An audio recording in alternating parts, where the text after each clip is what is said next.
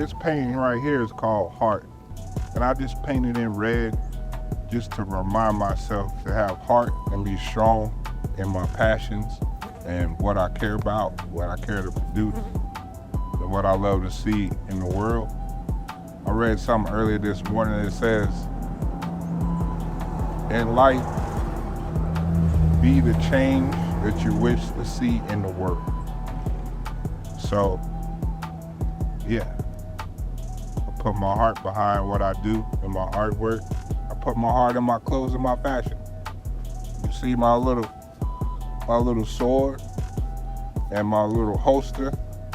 I got my little Bible in it. Bible, and on my holster it says, choose your weapon. And the word of God is strong and piercing like a sword through the flesh, through the bone, all the way to the marrow. And that's why I got both weapons on me today. This is a little bit of spiritual warfare.